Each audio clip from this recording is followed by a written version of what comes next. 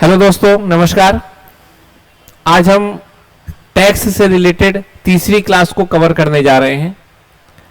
पहले की दो वीडियो क्लास में हमने ये समझा कि टैक्स क्या होता है, टैक्स के पीछे क्या फिलॉसफिकल बैकग्राउंड काम कर रहा होता है। हमने ये समझा कि टैक्स न केवल एक इकोनॉमिकल टूल होता है बल्कि पॉलिटिकल और सोसाइटल इंपैक्ट भी क्रिएट करता है। मैंने आपको बताया कि टैक्स स्टेट और सिटीजन के बीच में एक प्रकार का एग्रीमेंट इस्टेब्लिश करता है, जिसमें मैंने आपको यह भी बताया कि टैक्स कैसे डेमोक्रेसी में अकाउंटेबिलिटी का आधार होता है। हमने ये भी पढ़ा कि टैक्स हमारी सोसाइटी को कैसे प्रोग्रेसिव सोसाइटी बनाता है, सोसाइटी में इक्वेलिटी लाता है। और एक नॉर्मल फिनोमेना जो आप जानते हो टैक्स के बारे में कि टैक्स रेवेन्यू को जनरेट करने का सबसे बड़ा एक रिसोर्स होता है। फिर हमने ये समझा कि एक अच्छे टैक्स स्ट्रक्चर या एक अच्छी टैक्स कर संरचना का क्या क्या मानक होते हैं, जिसको हमने कैनन ऑफ टैक्सेशन में समझा कि एक अच्छे टैक्स सिस्टम को अगर हमें एस्टेब्लिश करना है तो हमें किन किन बुनियादी बातों को, किन किन सिद्धांतों को ध्यान में रखना चाहिए, जिसमें हमने पढ़ा था canon of economy, canon of efficiency, canon of equity, canon of productivity. हमने इन सबको समझा था। आज हम जो पढ़ने जा रहे हैं वो बेसिकली दो विषय हैं। एक सब्जेक्ट हम ये पढ़ेंगे कि कर कितने प्रकार का होता है, टाइप ऑफ टैक्स, और फिर हम पढ़ेंगे टाइप ऑफ टैक्सेशन। आज हम बेसिकली इन दो बातों को समझने जा रहे हैं। तो चलिए हम शुरू करते हैं अपनी आज की क्लास को, और जिसमें आज हम पढ़ेंगे कि कर कितने प्रकार का होता है। इसमें हम समझेंगे कि कर कितने प्रकार का होता है, जैसे डायरेक्ट टैक्स, इनडायरेक्ट टैक्स, जो आप सामान्यतः कई बार पढ़ चुके होंगे। पर मेरा जो फोकस होगा वो इस बात को पढ़ाने में होगा कि ये क्लासिफिकेशन होता क्यों है, हम केवल एक तरह का कर व्यवस्था क्यों नहीं अप्लाई कर देते। बेसिकली हमारा ये मुद्दा होगा आज समझने का। और हम आज जो पढ़ने जा रहे हैं उसको बहुत ही शुरुआती या कहीं बुनियादी कॉन्सेप्ट के साथ पढ़ेंगे। तो चलिए आज हम पढ़ते हैं टैक्स के प्रकार। तो उसके लिए एक बार फिर हम टैक्स को समझें और टैक्स के बुनियादी एक नेचर को समझते हैं। जब उस नेचर को हम समझ जाएंगे तो हमें यह पता चल जाएगा कि इसी के आधार पे वो क्लासिफिकेशन किया गया है। तो हमने आपको बताया था कि जो टैक्स होता है वो एक प्रकार का इकोनॉमिक बर्डन होता है, जो स्टेट के द्वारा इंडिविजुअल या किसी कंपनी या प्रॉपर्टी पे इंपोज किया जाता है। ये बात हमने यहां पर समझी थी। जब टैक्स किसी पे इंपोज किया जाता है तो दो घटना होती हैं। पहली घटना जिसे हम बोलते हैं वो होता है impact of tax. Impact of tax समझिएगा, एक एक चीज समझे में तो चीज आ जाएंगी। और दूसरी जो घटना होती है उसको बोलते हैं बर्डन ऑफ टैक्स,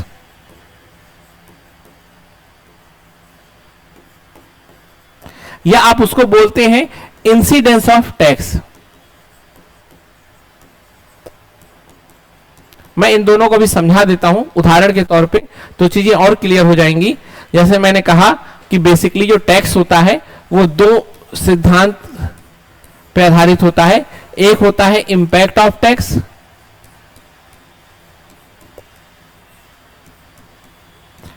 और दूसरा जो होता है वो होता है इंसिडेंस ऑफ टैक्स।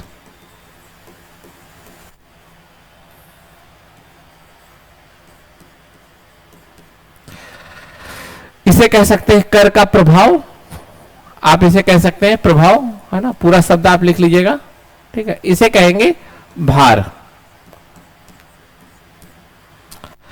जैसे मान लीजिए कि सरकार ने मेरे ऊपर टैक्स लगाया कि योगेश त्रिपाठी को टैक्स देना है, 10%। मान लीजिए मैं 100 रुपए कमाता हूं, मेरे ऊपर 10% टैक्स लगाया और वो टैक्स मैंने अपनी जेब से दे दिया। तो याद रखिएगा, मेरे पास 100 रुपए थे, सरकार ने मेरे ऊपर 10% का टैक्स लगाया, अर्थात मेरे ऊपर उसने एक इंपैक्ट क्रिएट किया और वो भार मैंने बर्दाश्त किया, अपनी जेब से मैंने 10 रुपए दे दिया। तो आप ये कहोगे कि मेरे ऊपर जो टैक्स इंपोज किया गया उसे कहेंगे इंपैक्ट ऑफ टैक्स। बेसिकली ये एक स्टैट्यूटरी बर्डन है, लीगल बर्डन है, क्योंकि सरकार ने कानूनी तौर पर मेरे ऊपर टैक्स लगाया। याद रखिएगा, कानून के अकॉर्डिंग तो कहा गया ना कि योगेश त्रिपाठी को 10% टैक्स देना है, तो मैंने अपनी जेब से दे दिया। तो कहने का मतलब यह है कि मेरे ऊपर 10% लगाया गया, जो कानून के तौर पे लगाया गया, इसीलिए इसको बोलते हैं स्टैट्यूटरी बर्डन भी बोलेंगे, इंपैक्ट ऑफ टैक्स भी बोलेंगे कि मेरे ऊपर यह प्रभाव पड़ा। पर सवाल यह है कि मैं अपनी जेब से 10 रुपए दे रहा हूं कि नहीं दे रहा। याद रखिएगा, अभी स्टेट ने मेरे ऊपर टैक्स लगाया है, अर्थात उसने एक प्रभाव जनरेट किया है 10% का, जो कानूनी रूप से यह मानता है कि मुझे देना है। अगर इस टैक्स को वास्तव में मैं ही पे करूं, मतलब मुझ पे लगाया और मेरे को ही देना पड़े, सरकार को मैं जाके सीधे दूं, तो मैं ये कहूंगा कि मेरे ऊपर उसका इंपैक्ट था और मेरे ऊपर ही उसका वास्तव में भार पड़ा, अर्थात मेरी जेब से ही पैसा गया, इकोनॉमिक बर्डन भी मेरे ऊपर हुआ। एक तो यह हो सकता है। दूसरा यह सिस्टम भी हो सकता है कि मान लो सरकार ने तो मेरे ऊपर लगाया, कानूनी रूप से तो मुझको देना है, पर मैं उस टैक्स को कहीं और शिफ्ट कर दूं, कहीं और हस्तांतरण कर दूं। अगर ऐसी व्यवस्था हो जाए जिसमें सरकार लगाए तो मेरे ऊपर, लेकिन मैं उस बोझ को किसी और में हस्तांतरण कर दूं, तो यह हो जाएगा कि इंपैक्ट ऑफ टैक्स तो योगेश त्रिपाठी के ऊपर पड़ा, पर इंसिडेंस ऑफ टैक्स अर्थात कर का वास्तविक भार किसी और पे पड़ा। तो कहने का यहां मतलब है कि दो तरह की व्यवस्था हो सकती है। एक ऐसी व्यवस्था हो सकती है जिसमें एक ही व्यक्ति पे इंपैक्ट ऑफ टैक्स हो और एक ही व्यक्ति पे इंसिडेंस ऑफ टैक्स हो, कर का प्रभाव और कर का भार एक ही व्यक्ति पे पड़े, तो उसे हम एक सिस्टम के तौर पे जान सकते हैं। दूसरा सिस्टम ऐसा हो सकता है कि इंपैक्ट ऑफ टैक्स तो एक व्यक्ति पे पड़े, कानूनी तौर पे तो एक व्यक्ति पे भार पड़े, पर उस बर्डन को, उस इकोनॉमिक बर्डन को वो कहीं और शिफ्ट कर दे, कहीं और स्थानांतरण कर दे, किसी और को वो पैसा देना पड़े। तो इस तरह से दो घटनाएं हमारे सामने में हुई। पहली घटना जो हुई वो हुई इंपैक्ट ऑफ टैक्स और इंसिडेंस ऑफ टैक्स एक व्यक्ति पे पड़ रहा है, एक संस्था पे पड़ रहा है, और दूसरी ऐसा व्यवस्था हुई जिसमें इंपैक्ट ऑफ टैक्स और इंसिडेंस ऑफ टैक्स अलग अलग व्यक्ति या अलग अलग संस्था पे देखने को मिल रहा है।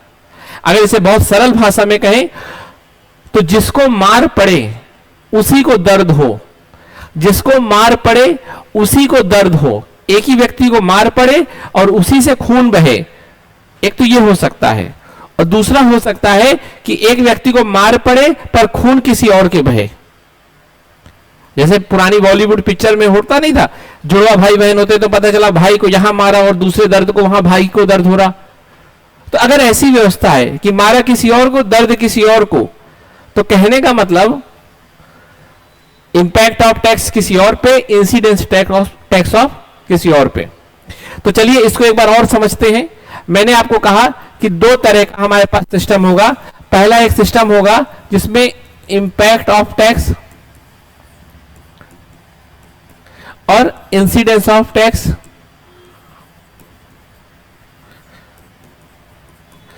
सेम व्यक्ति पे होगा। मान लो ये कोई व्यक्ति है, ठीक है, और एक होगा कि इंपैक्ट ऑफ टैक्स और incidence of tax. Impact of tax मान लो किसी और पे हो रहा है और इंसिडेंस ऑफ टैक्स मान लो, है ना, ये मान लो रोएगा थोड़ी ना, इस पे ज्यादा दर्द हो, इस पे हो रहा है। तो कहने का मतलब यहां पर जो प्रभाव था उसको शिफ्ट नहीं किया गया, उसको हस्तांतरण नहीं किया गया, वो एक ही व्यक्ति पे पड़ा।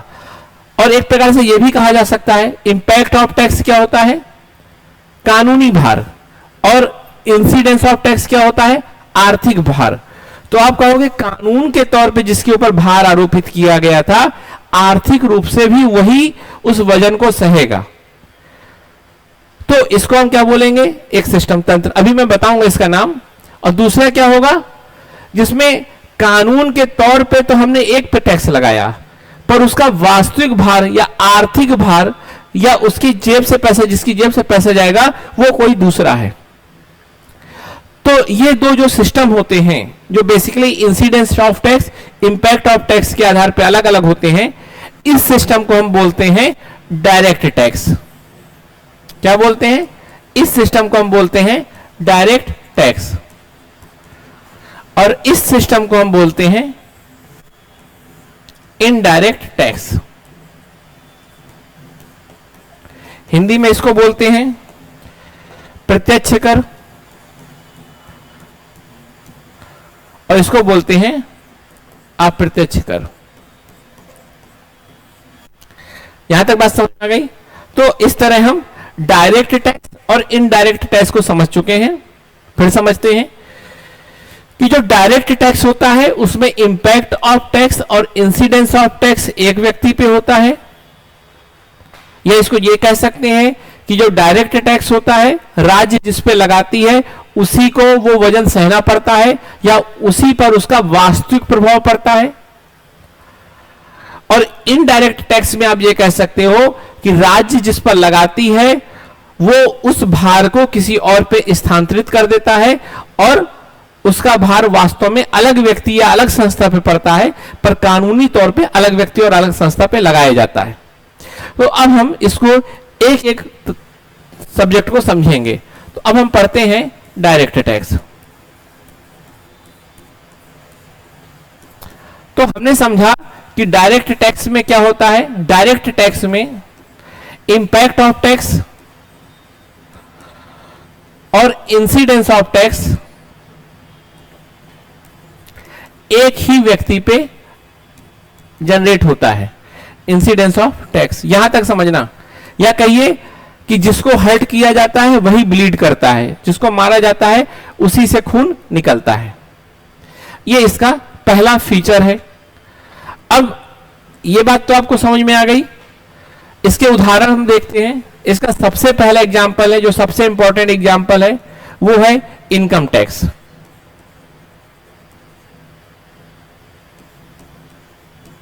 या आयकर। आयकर क्या होता है, आयकर जो किसी व्यक्ति की आय पर इंपोज किया जाता है। जैसे मान लीजिए मैं 1 लाख रुपए कमाता हूं, या साल भर में मान लीजिए 12 लाख रुपए कमाता हूं, तो ये मेरी आय है, और सरकार इस आय के कुछ हिस्से को अपने पास ले लेगी, उसी को हम कर कहते हैं। तो जो आय पर आरोपित होता है उस कर को आयकर बोलते हैं। अभी हम स्पेसिफिक भारत की बात नहीं कर रहे, अभी हम जो बात कर रहे हैं वो एक सामान्य सिद्धांत की बात कर रहे हैं। तो इसका पहला उदाहरण आयकर होता है। जैसे मान लो योगेश की आय पर कर, जैसे मान लो आपकी आय पे कर। तो याद रखिएगा जिस व्यक्ति की आय है उस पे ये लगाया जाएगा लीगली कि योगेश को 5% देना है, और इसको देगा भी कौन अपनी जेब से, योगेश ही देंगे। तो योगेश के ऊपर लगाया भी जा रहा है, योगेश ही इससे प्रभावित होंगे। तो कहने का मतलब इंपैक्ट ऑफ टैक्स योगेश है, इंसिडेंस ऑफ टैक्स भी योगेश है, अर्थात दोनों व्यक्ति का एक ही पे, मतलब दोनों घटनाएं एक ही व्यक्ति पे हो रही हैं। तो इसको आप कहोगे कि ये डायरेक्ट टैक्स है।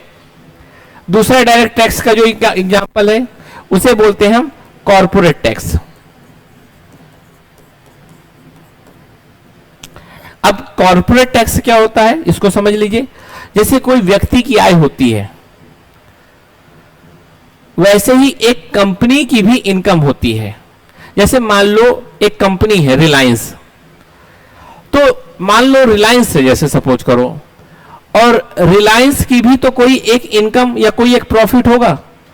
मान लीजिए रिलायंस ने 100 रुपए कमाए टोटल, उसमें से उसने 70 रुपए लोगों की सैलरी देने में, लोगों के खर्चे पे, मतलब जो कंपनी का बिजली का बिल आया होगा, जो कच्चा मटेरियल आया होगा, जो किराया दिया होगा, वो सब खर्च कर दिया। टोटल 100 रुपए कमाया, 70 रुपए लोगों की सैलरी में अपने कर्मचारियों की, अपने यहाँ का बिजली का बिल, सफाई का खर्चा, मेंटेनेंस सब दे दिया। अब कितना बचा? 30 रुपए बचा।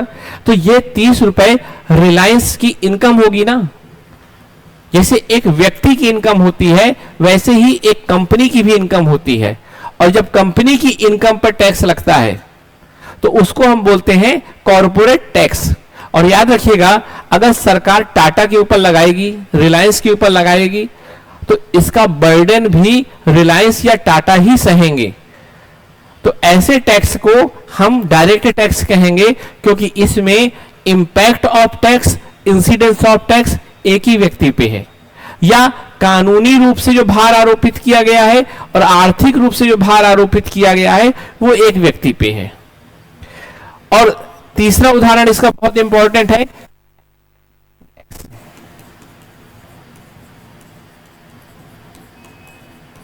अब आपसे पूछा जाएगा कि कैपिटल गेन टैक्स क्या होता है। जैसे मान लो सपोज करो मेरी सैलरी आई, ये तो हो गया इनकम टैक्स। मान लो मेरी कंपनी है कोई, उस कंपनी की भी एक इनकम होगी, वो कॉर्पोरेट टैक्स है ना। अब इसमें आप थोड़ी कंफ्यूज मत होइएगा।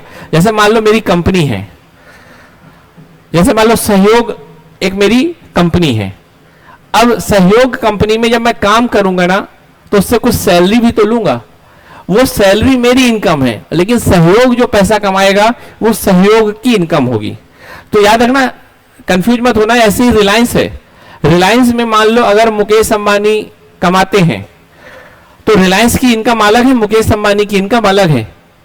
रिलायंस एक कंपनी है जिसमें कई लोग काम करते हैं, उसमें से एक मुकेश अंबानी भी है। बस मुकेश अंबानी का वहां पर हिस्सा ज्यादा है, शेयर ज्यादा है, इसलिए आप उनको मालिक मानते हो। वैसे उसके हजारों मालिक होंगे, लेकिन जिसका सबसे ज्यादा उस पर हिस्सा है वो ज्यादा प्रभावी निर्णय ले पाता है, क्योंकि उसका परसेंटेज, वोटिंग परसेंटेज ज्यादा है। एक दिन इस पे हम डिस्कस करेंगे कि कंपनी के कितने प्रकार होते हैं, कंपनियां कैसे काम करती हैं, तो इन सब पे हम एक बार व्यापक रूप से चर्चा करेंगे। तो अभी हमने पढ़ा इनकम टैक्स, कॉर्पोरेट टैक्स, तो ये दोनों समझ में आ गया। लेकिन कैपिटल गेन टैक्स क्या है ये समझो। इसको ऐसे समझो कि अगर हम कोई अपनी कैपिटल को बेचें, जैसे मान लो जमीन बेची अपनी। अब मान लो जमीन मैंने लिया था 1 लाख की, बेचा मैंने उसे 1,50,000 की, तो मुझे 50,000 का तो प्रॉफिट हुआ ना। या मैंने मान लो एक हार खरीदा 1 लाख का, उसे बेचा वो 1,20,000 का हुआ, तो 20,000 का तो फायदा हुआ। मान लो मैंने एक घड़ी खरीदी 1 लाख की, उसको बेचा वो 1.5 लाख की बिकी, तो घड़ी बेचने में भी तो प्रॉफिट हुआ। तो ये कैपिटल जो होते हैं, जैसे जमीन, घड़ी, मशीन, है ना, तो ये कैपिटल को बेचकर जो पैसा आता है, जो लाभ होता है, सरकार उस पे भी टैक्स लेती है। और सरकार जो उस पे टैक्स लेती है उसको बोलते हैं कैपिटल गेन टैक्स। ये 2 तरह के होते हैं, एक short term capital gain tax होता है, एक long term capital gain tax होता है। मतलब अगर मान लो मैंने जमीन है मेरे पास, मान लीजिए 1 एकड़ जमीन है, और 1 एकड़ जमीन को बेचने में मुझे 1 लाख का फायदा हुआ, तो सरकार इस पे 2 तरह से कर लगा सकती है, एक शॉर्ट टर्म कैपिटल गेन, एक long term capital gain tax. सरकार क्या करती है, सरकार एक समय सुनिश्चित कर देती है। जैसे मान लो सरकार ने कहा कि अगर मान लो कोई आपने प्रॉपर्टी ली और उसे आपने 1 साल तक अपने पास रखा, फिर बेचा, तो आपको लॉन्ग टर्म कैपिटल गेन देना है। लेकिन अगर आपने उसे 1 साल मतलब 364 दिन के अंदर बेच दिया, तो आपको शॉर्ट टर्म कैपिटल गेन देना पड़ेगा। अब आप कहोगे ये 2 तरह का क्यों होता है? तो सरकार ये चाहती है कि आप प्रॉपर्टी अगर लें, आप कैपिटल को अगर एक्वायर करें, खरीदें, तो उसे एक लंबे समय तक अपने पास रखिए, क्योंकि आप उसको इन्वेस्टमेंट मोड से अगर लेंगे फ्यूचर में किसी पर्पज से लेंगे, किसी इकोनॉमिक प्रोडक्टिविटी को बढ़ाने के लिए लेंगे, तो आपको उसे रखना पड़ेगा। पर कई बार हम लोग उसे सट्टे के पर्पज से लेते हैं। सट्टेबाजी मतलब अनुमान लगा के ज्यादा से ज्यादा लाभ कमाने की कोशिश करना, ना कि मेहनत करके लाभ कमाने की कोशिश करना।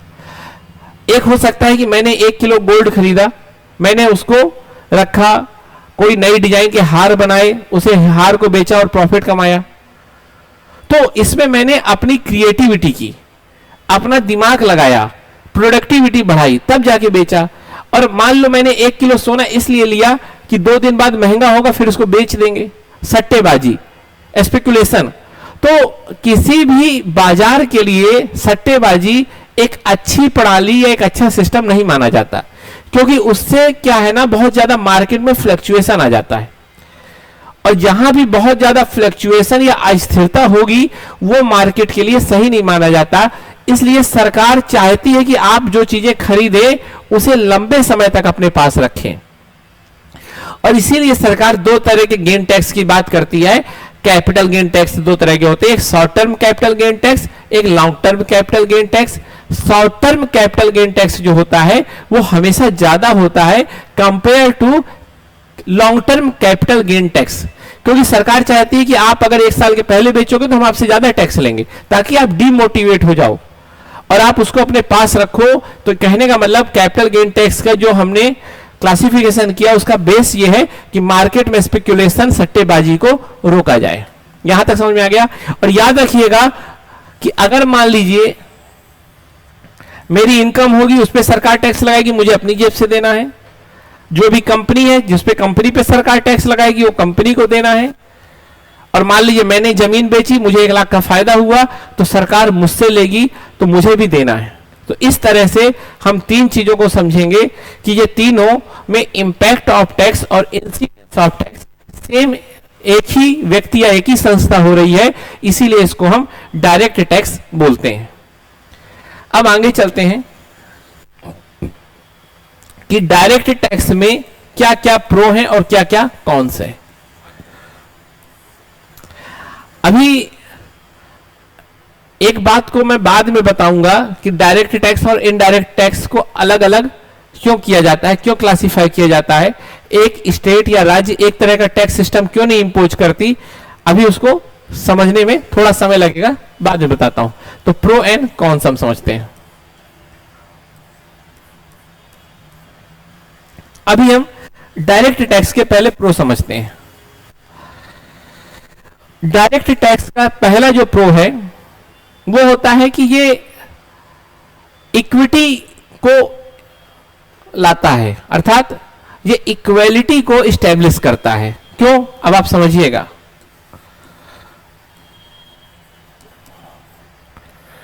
सबसे बड़ी इसकी जो खासियत है वो ये है कि डायरेक्ट टैक्स इक्वेलिटी को इस्टेब्लिश करता है। मान लो मेरी सैलरी है और 1 लाख, दूसरे की सैलरी है 10,000।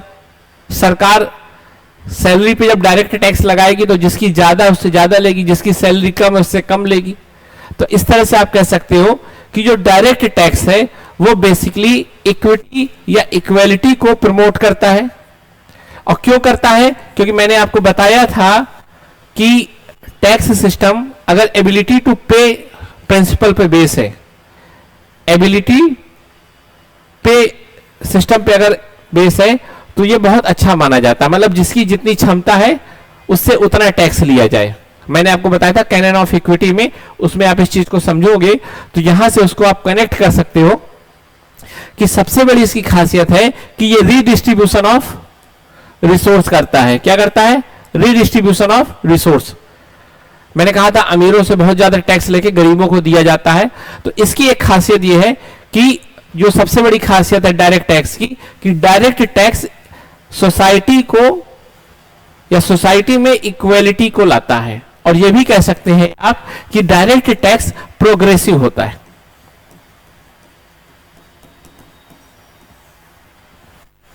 कहोगे कि प्रोग्रेसिव क्यों कहते हैं इसे हम, क्या कारण है इसको प्रोग्रेसिव कहने का। तो हम प्रोग्रेस किसे कहते हैं, आज इस बात को पहले समझते हैं।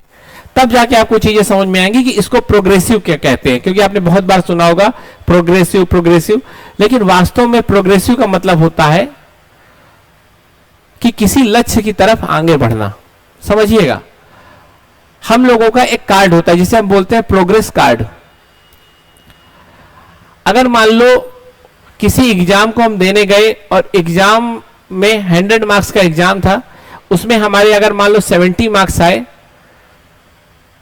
एक साल, फिर अगले साल हम गए 100 ही था, उसमें हमारे 80 मार्क्स आए, तो क्या कहा जाएगा कि इसकी प्रोग्रेस हो रही है।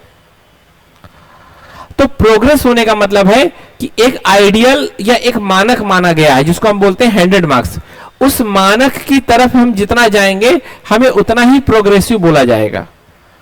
जिसके 90 मार्क्स आ जाएंगे कहा जाएगा ये और प्रोग्रेस कर रहा है।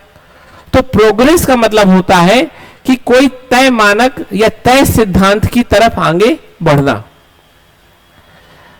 तो जैसे एक सामान्य जो घटना है कि मार्कशीट में एक टोटल मार्क्स होता है या एक हम आइडियल कंडीशन मानते हैं, उस आइडियल कंडीशन की तरफ जो आगे बढ़ता है उसको हम बोल देते हैं कि ये प्रोग्रेस कर रहा है। वैसे ही हमारे समाज में भी कुछ आदर्श मानक होते हैं, कुछ आइडियल वैल्यू होती हैं, और जो समाज उन मानक की तरफ बढ़ता है उसको हम बोलते हैं कि ये बड़ा प्रोग्रेसिव सोसाइटी है। जैसे मान लो लैंगिक न्याय आज की डेट में हर समाज का एक आदर्श है। जैसे एग्जाम में 100 मार्क्स लाना हमारा उद्देश्य होता है, वैसे ही समाज में जेंडर जस्टिस को भी इस्टेब्लिश करना हमारा एक आदर्श है। और जो सोसाइटी जितना ज्यादा उस आइडियल की तरफ बढ़ेगी हम उसे उतना ही प्रोग्रेसिव बोल देंगे। यहां तक बात समझ में आ गई? तो हमारे समाज का एक सिद्धांत समानता को स्थापित करना भी होता है।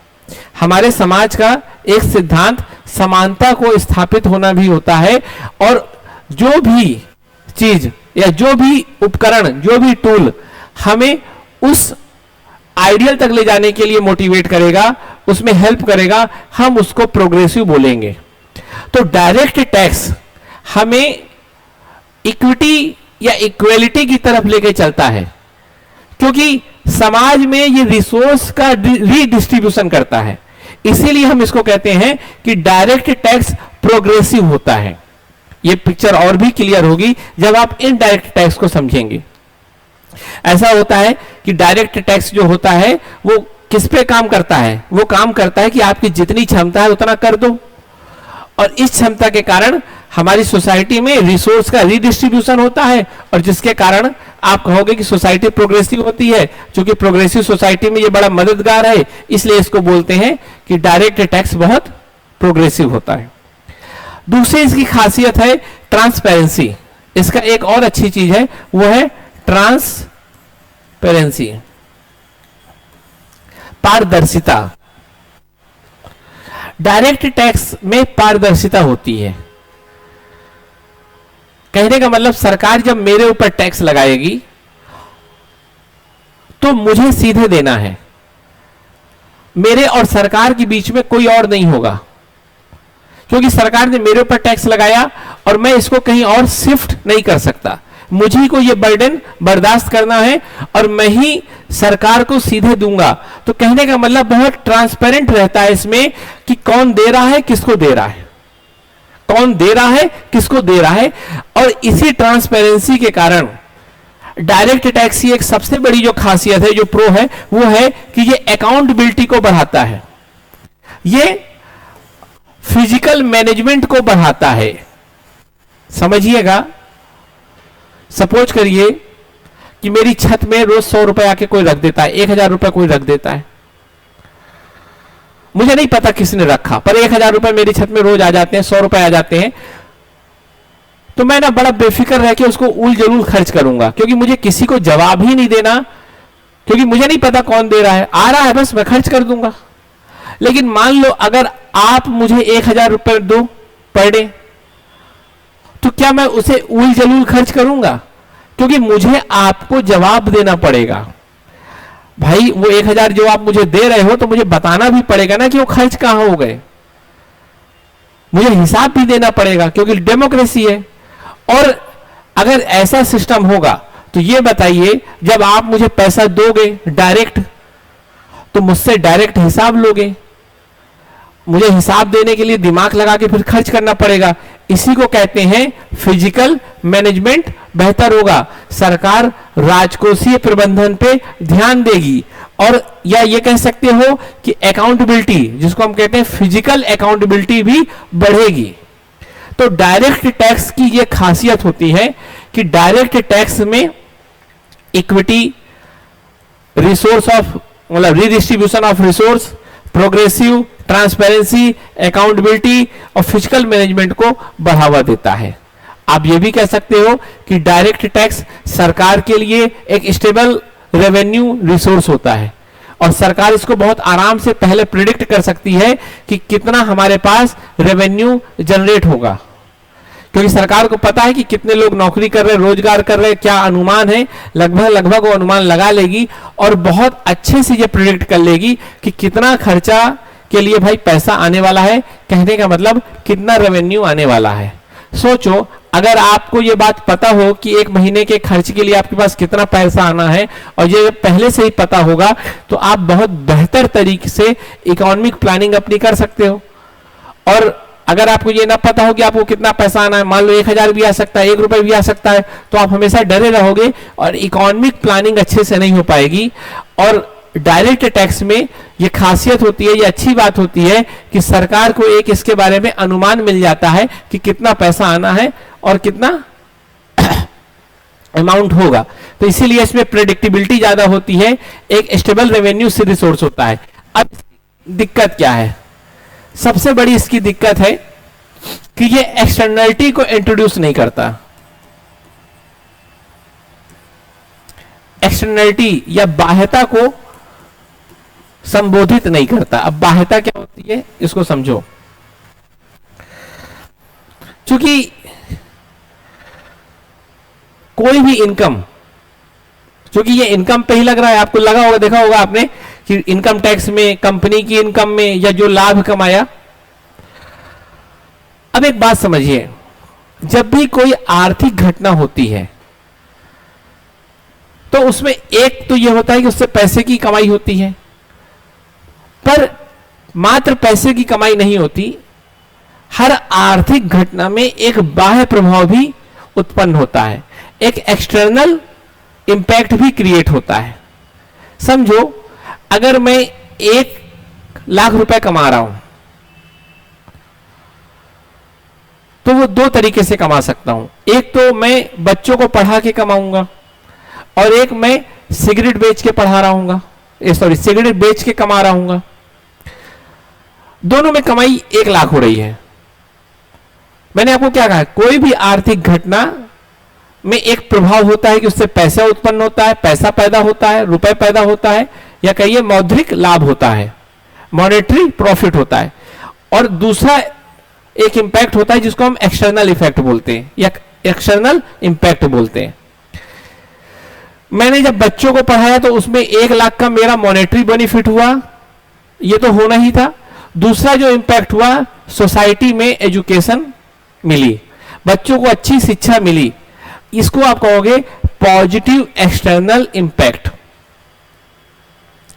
वहीं दूसरी तरफ मैंने एक पान की दुकान खोल रखी है, मैंने 1 लाख रुपए कमाया लेकिन सिगरेट बेच के, तो 1 लाख रुपए इसमें भी आया, पर जो इसका एक्सटर्नल इंपैक्ट हुआ वो हुआ कि सोसाइटी में मैंने कई बीमारियों को फैलाया, सोसाइटी में मैंने स्मोकिंग की हैबिट को प्रमोट किया। अब आप बताओ, सरकार कहेगी जो भी 1 लाख रुपए कमा रहा है उसको 10% टैक्स देना है। अब एक पान वाला भी 10,000 रुपए टैक्स दे रहा है, एक टीचर भी 10,000 रुपए वाला टैक्स दे रहा है। तो आप ये बताओ मुझे कि क्या ये दोनों जो 10-10 हजार रुपए सरकार को दे रहे हैं वो एथिकल लग रहा है? दोनों पे समान भार आरोपित किया जा रहा है, दोनों पे इंसिडेंस ऑफ टैक्स सेम है, लेकिन वास्तव में दोनों का कार्य का नेचर अलग अलग था ना। कहीं आपको ऐसा नहीं लग रहा कि एक टीचर भी ये सोचेगा कि क्या मतलब, जब टैक्स उतना ही देना है, चाहे अच्छा काम करो चाहे खराब काम करो, तो फिर दूसरा ही कोई काम कर लो। समझ में आ रही बात? तो कहने का मतलब ये सोसाइटी में जो रिसोर्स होता है, इनकम रिसोर्स है, उसके एक्सटर्नल इफेक्ट को मेजर नहीं करता या कंसीडर नहीं करता, और इसीलिए इसको कहते हैं कि ये एक्सटर्नलिटी को काउंट नहीं करता। कि सरकार तो इनकम पे लगाती है, ये नहीं कहती कि इनकम का क्या एक्सटर्नल इंपैक्ट है उसके आधार पे लगाए।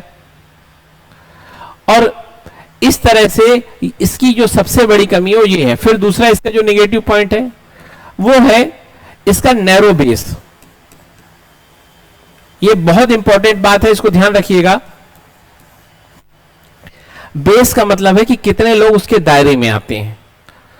सरकार जब डायरेक्ट टैक्स लगाती है, इनकम टैक्स जिसका उदाहरण हम लेके चलें, तो इसके दायरे में बहुत कम लोग आते हैं। मैं अगर भारत की बात करूं तो भारत में 4 से 5% लोग केवल आईटीआर फाइल करते हैं, अर्थात इनकम टैक्स के दायरे में आते हैं। सोचिए ये कितनी कम संख्या है। 140 करोड़ के देश में केवल 4 से 5% लोग ऐसे हैं जो इनकम टैक्स के दायरे में आ रहे हैं, अर्थात डायरेक्ट टैक्स के दायरे पे आ रहे हैं। बस इतने ही लोग इसमें पे करते हैं। जब बहुत कम टैक्स बेस होगा, बहुत कम लोग उस दायरे में आएंगे, तो सबसे बड़ा नकारात्मक प्रभाव क्या होगा कि रेवेन्यू जो है वो बहुत कम जनरेट होगा। और जब रेवेन्यू कम जनरेट होगा तो सरकार कम सर्विस प्रोवाइड कर पाएगी। जब सरकार कम सर्विस प्रोवाइड करेगी तो लोग नाराज रहेंगे। जब लोग नाराज रहेंगे तो लोग सरकार को कम पैसे और देंगे। इस बात को समझिएगा, और इसको मैंने पहले वीडियो में बहुत अच्छे से एक्सप्लेन किया है, तो आप इसको देखिएगा। इसकी तीसरी जो सबसे बड़ी कमी है वो है ये बहुत कॉम्प्लेक्स होता है, या बहुत जटिल संरचना पे होता है, काम करता है। क्योंकि सरकार ना कई तरह की इसमें रिडक्शन एग्जम्पशन देती है। आप यहां पर करोगे तो इतनी छूट मिलेगी, यहां करोगे इतनी छूट मिलेगा। तो जब डायरेक्ट टैक्स का कैलकुलेशन किया जाता है तो ये बहुत कठिन होता है। हर व्यक्ति की अपनी अपनी अलग अलग एग्जम्पशन और डिडक्शन होगा, तो ये काउंट करने में बहुत लंबा समय लगता है, और बहुत ज्यादा इसके मामले कोर्ट में भी जाते हैं। तो इस तरह से आप ये समझ सकते हो कि ये बहुत कॉम्प्लेक्स होता है, इसकी एक्सटर्नलिटी नहीं होती, बहुत नैरो बेस होता है। तो ये इसकी कमियां हैं, या आप ये कह सकते हो कि ये डिसइंसेंटिव भी करता है।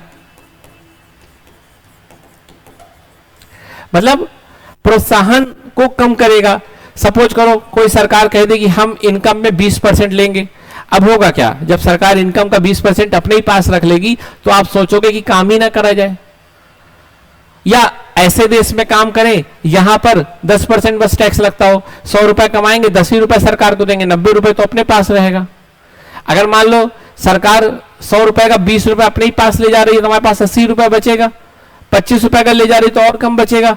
तो कहने का मतलब जो डायरेक्ट टैक्स है वो कहीं ना कहीं डिसइंसेंटिव या हमें प्रोत्साहन कम करता है। तो डायरेक्ट टैक्स की ये प्रो है और ये कॉन्स है। यहां तक आपको बात समझ में आ गई? तो हमने ये पढ़ा कि डायरेक्ट टैक्स क्या होता है, फिर हमने पढ़ा कि डायरेक्ट टैक्स के क्या क्या अच्छी बातें हैं, फिर हमने पढ़ा कि डायरेक्ट टैक्स की क्या क्या कमियां हैं। इसको बेसिकली आप मेंस के पॉइंट ऑफ व्यू से लिख सकते हो। कभी भी यूपीएससी आपसे ये नहीं पूछेगा कि डायरेक्ट टैक्स के प्रो एंड कॉन्स बताओ। वो किसी एक घटना को पूछेगा जो उस समय हो रही होगी, या किसी एक फिनोमिना कॉन्सेप्ट को पूछेगा, आपको उसके साथ इनडायरेक्ट फॉर्म में लिखना है। जैसे मान लो वो पूछेगा कि हमारे यहां भारत में डायरेक्ट टैक्स इनडायरेक्ट टैक्स की तुलना में कम रहता है जब हम दूसरे देशों से इसकी तुलना करते हैं। मान लो हमारे यहां डायरेक्ट टैक्स आता है 40 रुपए और इनडायरेक्ट टैक्स आता है मान लो 45 रुपए। हमारा ये है डायरेक्ट टैक्स रेवेन्यू और मान लो ये है हमारा इनडायरेक्ट टैक्स रेवेन्यू। जबकि यूएसए की अगर बात करें, मैं केवल आपको समझाने की बात बता रहा हूं, तो यूएसए में सपोज करिए कि डायरेक्ट टैक्स आता है मान लो 30 रुपए और 70 रुपए आता है, सॉरी यूएसए की अगर बात करें तो मान लीजिए यूएसए में 80 रुपए आता है डायरेक्ट टैक्स और मान लीजिए 30 रुपए आता है इनडायरेक्ट टैक्स। मेरी बात समझिएगा। तो यूएसए में डायरेक्ट टैक्स ज्यादा है, इनडायरेक्ट टैक्स कम है। भारत में डायरेक्ट टैक्स कम है, इनडायरेक्ट टैक्स ज्यादा है। अब आपसे पूछा जाए इसका क्या इंपैक्ट होगा, तो आप बताओगे कि भारत में ये चीजें कम होंगी, ये चीजें ज्यादा होंगी। क्यों? क्योंकि जब डायरेक्ट टैक्स कम आ रहा है तो उसके अच्छे फायदे भी तो कम होंगे। जैसे सपोज करो भारत में डायरेक्ट टैक्स कम है और यूएसए में डायरेक्ट टैक्स ज्यादा है, तो आप कहोगे कि यूएसए की सोसाइटी ज्यादा प्रोग्रेसिव होगी, या यूएसए में ज्यादा अकाउंटेबिलिटी होगी, ज्यादा बेहतर फिजिकल मैनेजमेंट होगा। तो आपको इस तरह लिखना होगा। मेरी बात समझ में आ गई? तो चलिए, हमने यहां समझा डायरेक्ट टैक्स में। अब हम बात करते हैं इन डायरेक्ट टैक्स की।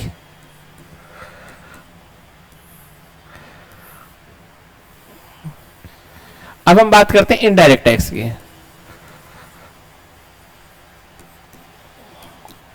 तो आपको मैंने बताया था कि इनडायरेक्ट टैक्स में क्या होता है? Impact of tax, impact of tax और इंसिडेंस ऑफ टैक्स अलग अलग पड़ता है। इसका सबसे इंपॉर्टेंट उदाहरण है GST, goods and service tax, Bharat का खासकर। अब मान लो ये एक दूध का पैकेट है, मान लो मिल्क का, है ना। सपोज करो इसमें 20 रुपए प्लस 5 रुपए टैक्स है, टोटल इसकी कीमत होगी 25 रुपए। अभी मैं आपको समझाने में इसको बोल रहा हूं, ठीक है। अब मान लीजिए अमूल का मिल्क है, तो सरकार ने जो 5 रुपए जीएसटी लगाया वो किस पे लगाया? अमूल पे लगाया। तो इंपैक्ट ऑफ टैक्स किस पे पड़ा? अमूल पे। क्योंकि सरकार ने जो स्टैट्यूटरी बर्डन है, जो कानूनी भार है, जो लीगल बर्डन है, वो अमूल पे लगाया। उसने कहा अमूल तुम हमको टैक्स दोगे, पर अमूल क्या करेगा? उस टैक्स को शिफ्ट कर देगा। अगर मान लो मैंने दूध का पैकेट लिया तो योगेश त्रिपाठी की तरफ, और योगेश त्रिपाठी को वो 5 रुपए देना पड़ेगा। तो वास्तविक रूप से बताइए, कानूनी रूप से लगाया था अमूल पे, पर देना किसको पड़ रहा है? योगेश को। तो वास्तविक भार या फाइनेंशियल या इकोनॉमिक बर्डन योगेश पे पड़ेगा और लीगल बर्डन अमूल पे पड़ेगा। और कहीं ना कहीं आपको पता होगा कि इसको क्या कर दिया? शिफ्ट कर दिया। इंपैक्ट ऑफ टैक्स अलग है और इंसिडेंस ऑफ टैक्स अलग व्यक्ति पे पड़ा या अलग संस्था पे पड़ा। तो इस चीज को हम इनडायरेक्ट टैक्स बोलते हैं। और भारत में इसका सबसे बड़ा उदाहरण आपको जीएसटी मिलता है, क्योंकि आपने देखा होगा कि जीएसटी लगाया कंपनियों पे जाता है, पर देना उसे ग्राहक को पड़ता है। तो खून किसी और से बहता है, मार किसी और को पड़ती है।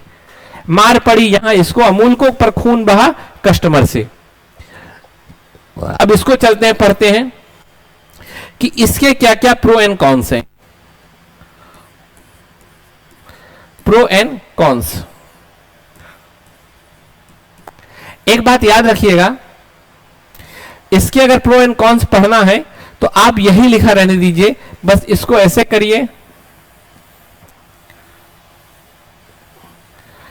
और अब हम पढ़ रहे हैं इनडायरेक्ट टैक्स के। तो ये इनडायरेक्ट टैक्स के कौन सी कमियां हो जाएंगी और ये इनडायरेक्ट टैक्स की कमियां अच्छाइयां हो जाएंगी। अब समझिए, इसी में हम सुधार करते जाएंगे। जो इनडायरेक्ट टैक्स होता है उसका बेस बहुत ब्रॉड होता है, मतलब जो उसका बेस होता है वो होता है। क्यों? क्योंकि ये गुड्स एंड सर्विस पे लगती हैं, और गुड्स एंड सर्विस जितने लोग कंज्यूम करेंगे उनको ये टैक्स देना पड़ेगा। आप दूध का पैकेट लो, आप टूथपेस्ट लो, आप पेन लो, आप मोबाइल लो, आप कार लो, आप कपड़े लो, आप कुर्सी लो, आप एसी लो, आप कैमरा लो, आप खाने का आइटम लो, आप दही लो, घी लो, सब में तो आपको देना पड़ेगा। तो सोचो 140 करोड़ अगर कुछ भी खरीदते हैं उनको ये टैक्स देना ही पड़ेगा, क्योंकि ये गुड्स एंड सर्विस पे लग रहा है।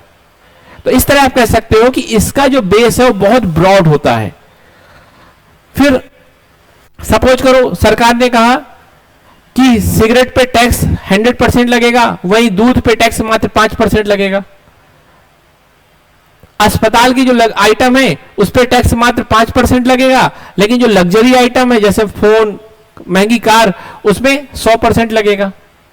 सरकार ने कहा कि जो रिन्यूएबल एनर्जी से गाड़ियां चल रही हैं उस पर केवल 10% टैक्स लगेगा। अगर मान लो कोई कार है 100 रुपए की और वो रिन्यूएबल एनर्जी से चलती है तो उसकी कीमत 110 होगी, लेकिन मान लो जो पेट्रोल या डीजल से कार चल रही है उस पर 50% टैक्स लगेगा, तो 100 की कार होगी तो 150 की पड़ेगी। तो सरकार कहीं ना कहीं एक्सटर्नल इंपैक्ट को इसके द्वारा कंट्रोल कर सकती है, कंसीडर कर सकती है कि जिसका एक्सटर्नल इंपैक्ट निगेटिव है उस पर ज्यादा टैक्स लगाओ और जिसका एक्सटर्नल इंपैक्ट पॉजिटिव है उस पर कम टैक्स लगाओ।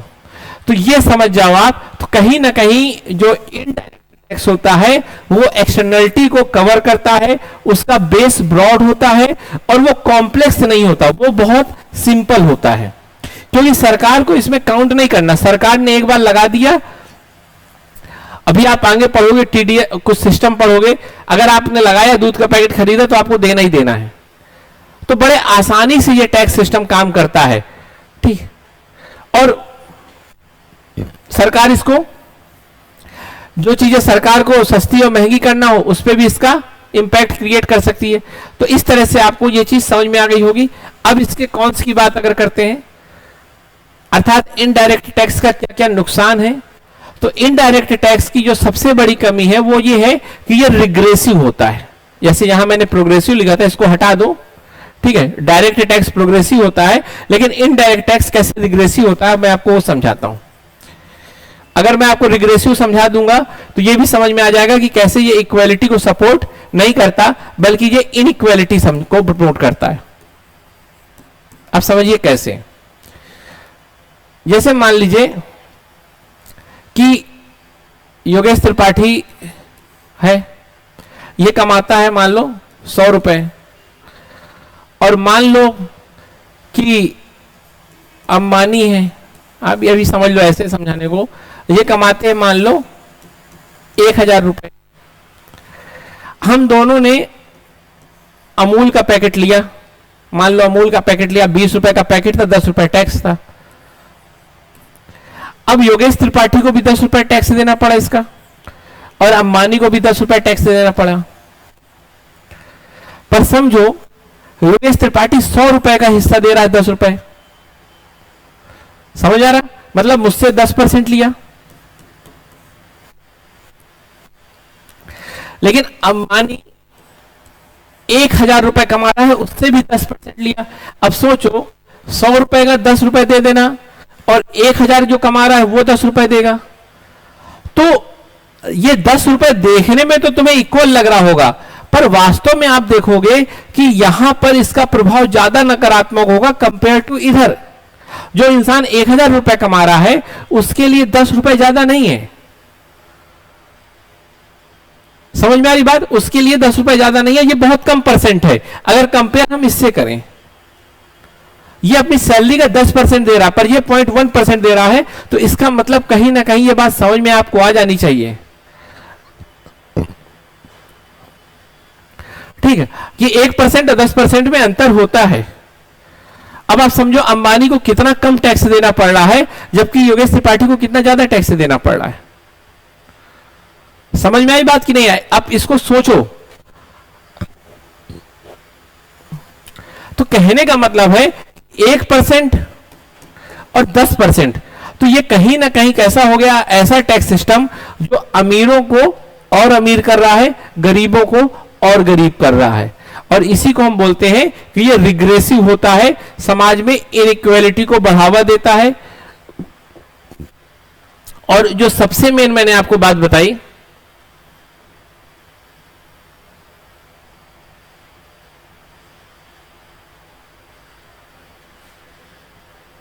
वो ये था कि ट्रांसपेरेंसी। जब आप डायरेक्ट टैक्स देते हो ना तो सीधे आप स्टेट को देते हो, तो स्टेट और आपके बीच में एक कनेक्शन मजबूत होता है, अकाउंटेबिलिटी मजबूत होती है।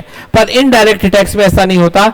इनडायरेक्ट टैक्स मैंने जैसे आपको समझाया था कि मेरी छत में कोई पैसा रख जाए तो मुझे क्या फर्क पड़ता, मैं तो उसे खर्च करूंगा, किसको हिसाब देना है मुझे नहीं पता, और मुझसे हिसाब भी कोई पूछने वाला नहीं होगा, क्योंकि अकाउंटेबिलिटी वहीं आएगी जहां ट्रांसपेरेंसी होगी, और इनडायरेक्ट टैक्स में ना तो ट्रांसपेरेंसी होती है और ना ही अकाउंटेबिलिटी होती है। अब आपके दिमाग में एक सवाल आ रहा होगा कि सब तो ठीक है, पर डायरेक्ट टैक्स और इनडायरेक्ट टैक्स को अलग अलग क्यों रखा गया? सरकार ने एक तरह का सिस्टम क्यों नहीं बना दिया? तो इसके पीछे रीजन है कि जो भी टैक्स सिस्टम होता है ना, जो भी टैक्स सिस्टम होता है, सरकार को बेसिकली दो फीचर चाहिए होते हैं। सरकार एक ऐसी कर व्यवस्था चाहती है, सामान्य भाषा में कहें, एक तो बहुत ज्यादा रेवेन्यू जनरेशन हो, अर्थात बहुत ज्यादा रेवेन्यू हो, पैसा आए, क्योंकि सरकार के लिए पैसा बहुत जरूरी है, राजस्व बहुत जरूरी है। तो एक तो सरकार टैक्स से उम्मीद करती है कि आय ज्यादा हो, दूसरी सरकार टैक्स से उम्मीद करती है कि सरल प्रक्रिया हो, बहुत सरल हो टैक्स सिस्टम, बहुत जटिल ना हो, और तीसरी सरकार टैक्स सिस्टम से उम्मीद करती है कि समाज में समानता लाए, अर्थात न्यायपूर्ण हो। किसी भी टैक्स के लिए ये तीन चीजें बहुत इंपॉर्टेंट है, ये तीन चीजें बहुत इंपॉर्टेंट है। और आप एडम स्मिथ का कैनन ऑफ टैक्सेशन पढ़ो तो आप पढ़ोगे canon of economy, canon of equity, canon of efficiency. तो सरकार चाहती है कि जो भी टैक्स लगाए उससे इनकम भी बहुत हो, उससे समानता भी बहुत आए, और वो सरल प्रक्रिया भी हो। और कोई एक ऐसा टैक्स नहीं है जो तीनों फीचर्स को एक साथ रिफ्लेक्ट करें। अगर सरकार बहुत ज्यादा समानता पे ध्यान दे देगी तो फिर ये दोनों क्राइसिस में आ जाएंगे, अगर ये दोनों क्राइसिस में आएंगे तो दिक्कत। अब देखो, समानता तो आती है डायरेक्ट टैक्स से, और ये दोनों फीचर्स हैं इनडायरेक्ट टैक्स के।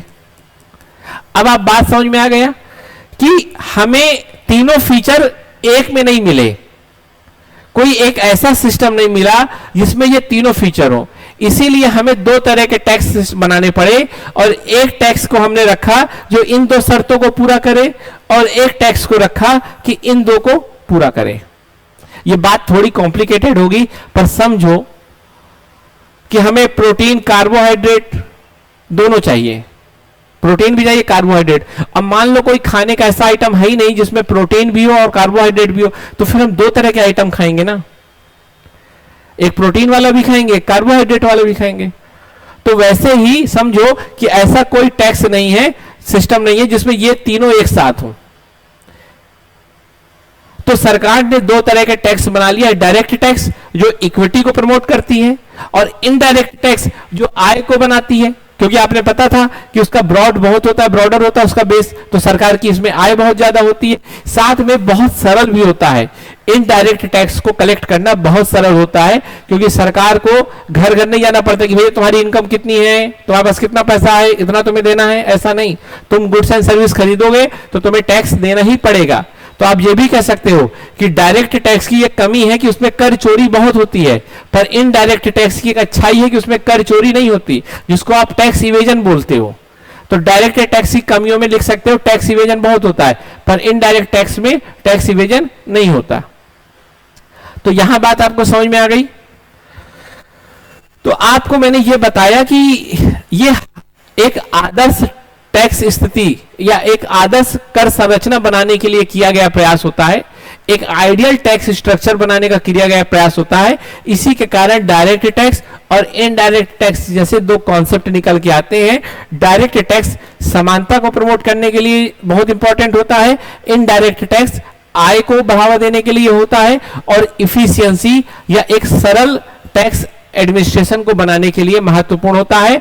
और ये दोनों मिलके एडम स्मिथ की जो कैनन ऑफ टैक्सेशन है उसको एप्लीकेबल करते हैं।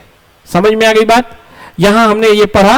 अब हमारा जो नेक्स्ट है वो है टैक्सेशन सिस्टम, है ना।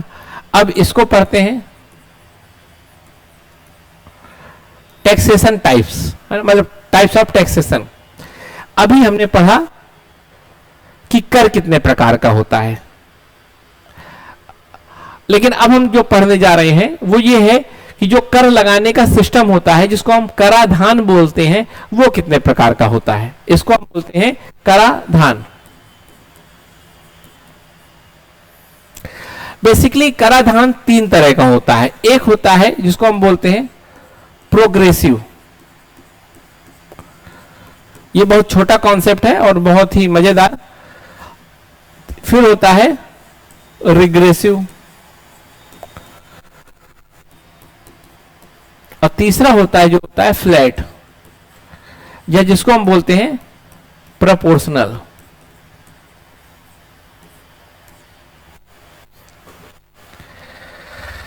प्रोग्रेसिव टैक्सेशन, रिग्रेसिव टैक्सेशन या फ्लैट टैक्सेशन क्या होता है? प्रोग्रेसिव टैक्सेशन का मतलब होता है कि जैसे जैसे इनकम बढ़े वैसे वैसे टैक्स रेट भी बढ़े। तो कहने का मतलब जो टैक्स रेट है, जो कर देने की दर है, वो आय के साथ बढ़ती जाए। जैसे कहा जाए कि मान लो 5 लाख तक जो कमाते हैं वो 10% देंगे, लेकिन मान लो जो 5 लाख से 10 लाख कमाते हैं वो 20% देंगे। तो कहने का मतलब जितनी ज्यादा इनकम उतना ज्यादा आपको टैक्स देना पड़ेगा। प्रोग्रेसिव कहते हैं इसको। क्यों? क्योंकि मैंने आपको बताया था कि समाज में समानता को लाने के लिए ये क्या कर रहा है, इक्वलिटी को लाने के लिए मदद कर रहा है। और इक्वलिटी एक हमारी मॉडर्न वैल्यू है, और उस वैल्यू को पाने में जो भी हमें हेल्प करेगा हम उसे प्रोग्रेसिव कहेंगे। अगर मान लो एक परिवार जो महिलाओं को पढ़ने के लिए सपोर्ट करता है तो आप क्या कहोगे? बहुत प्रोग्रेसिव परिवार है, क्योंकि वो जेंडर जस्टिस को प्रमोट कर रहा है। अगर मान लीजिए कोई व्यक्ति साइकिल से चल रहा है जिसके पास करोड़ों रुपए है, तो आप कहोगे ये बड़ा प्रोग्रेसिव इंसान है, क्योंकि ये इन्वायरमेंट फ्रेंडली है। तो वही है कि प्रोग्रेसिव टैक्स सिस्टम ऐसा होता है, या प्रोग्रेसिव टैक्सेशन ऐसा होता है जिसमें कर की दर उतनी ज्यादा होगी जितनी आय ज्यादा होगी। मतलब जितनी ज्यादा आपकी इनकम, आपको उतना ही कर देना है। और इसका उदाहरण आप इनकम टैक्स में देख सकते हो। और ऐसे ही सिस्टम जिसमें आपकी इनकम इंक्रीज हो रही है तो उसमें टैक्स रेट भी इंक्रीज हो रहा है, उसको हम बोलेंगे प्रोग्रेसिव टैक्सेशन। और उदाहरण के तौर पे आप इसमें डायरेक्ट टैक्स या इनकम टैक्स को देख सकते हैं। इनकम टैक्स में देखते होंगे आप कि जिसकी जितनी ज्यादा इनकम उसको उतना ही ज्यादा टैक्स देना पड़ता है। जैसे कई देश में मान लीजिए कि 5 लाख से कम वालों को कोई टैक्स नहीं देना, 5 लाख से 10 लाख वालों को 10%, 10 लाख से 40 लाख वालों को 20%। एक सामान्य बात कर रहे हैं। और यदि कोई मान लो 1 करोड़ से कमाता है तो उसको 30%। तो जितनी ज्यादा इनकम उतना ज्यादा टैक्स, मतलब जितनी आपकी एबिलिटी है उतना आपको पे करना है। ऐसे तंत्र को हम कहते हैं प्रोग्रेसिव टैक्स सिस्टम।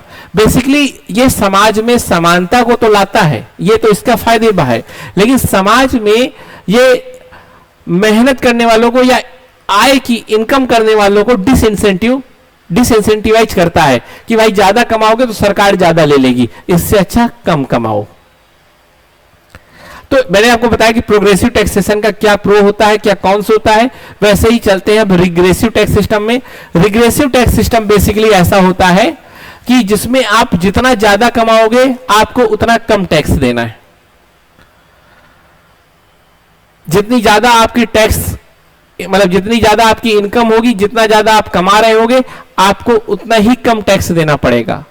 ये बेसिकली ज्यादा कमाने वालों को प्रोत्साहन देती है। आप ज्यादा कमाइए, आपको कम टैक्स देना है। तो एक प्रकार से ये मोटिवेट करती है ज्यादा कमाने वालों को, पर समाज में असमानता को बढ़ाती है। इसीलिए इसे रिग्रेसिव टैक्स सिस्टम बोलते हैं। और जैसे मैंने अमूल वाले दूध के पैकेट का जो उदाहरण बताया था कि कैसे 1000 कमाने वाला 10 रुपए दे रहा है, जो केवल 1% है। मैंने आपको पहले उदाहरण बताया ना, वही मैं 100 रुपए कमा रहा हूं, मुझे भी 10% देना पड़ रहा है, तो मुझे अपनी इनकम का 10 देना पड़ रहा है। समझो, जो 1000 कमा रहा है उसे 1% देना है, जो 100 रुपए कमा रहा है उसे 10 रुपए देना है। तो इनडायरेक्ट टैक्स या जीएसटी को भी आप रिग्रेसिव टैक्स सिस्टम मान सकते हैं, पर सरकार की कोशिश रहती है कि ज्यादा से ज्यादा उसको हम रैशनलाइज करें और ऐसा बनाए कि उसका रिग्रेसिवनेस कम हो। ये सरकार हमेशा कोशिश करती रहती है। तो इसका उदाहरण मैंने आपको बताया था। इसका प्रो क्या है? इसका प्रो ये है कि ये बिजनेस कम्युनिटी को मोटिवेट करती है, पर सोसाइटी में इनइक्वालिटी को बढ़ावा देती है। प्रोपोर्शनल क्या होता है? प्रोपोर्शनल का मतलब होता है कि भाई 5% आपकी कितनी भी इनकम हो उससे कोई फर्क नहीं पड़ता, एक फ्लैट रेट टैक्स रेट है, सबको 5% देना है। आप चाहे 100 रुपए कमाओ, चाहे 1000 कमाओ, चाहे 1 लाख कमाओ, चाहे 1 करोड़ कमाओ। तो ये बड़ा इजी होता है, इसको करने में या इसको अप्लाई करने में बहुत आसानी रहती है, इसीलिए ये टैक्सेशन बहुत इजी होता है। और हमने यहाँ 3 तरह के टैक्सेशन सिस्टम को देखा, प्रोग्रेसिव, रिग्रेसिव और फ्लैट टैक्स सिस्टम या टैक्सेशन। मुझे उम्मीद है कि आज का आपको कॉन्सेप्ट समझ में आया होगा, और कोई भी अगर क्वेरी हो तो आप उसे कमेंट के माध्यम से पूछ सकते हैं। Thank you.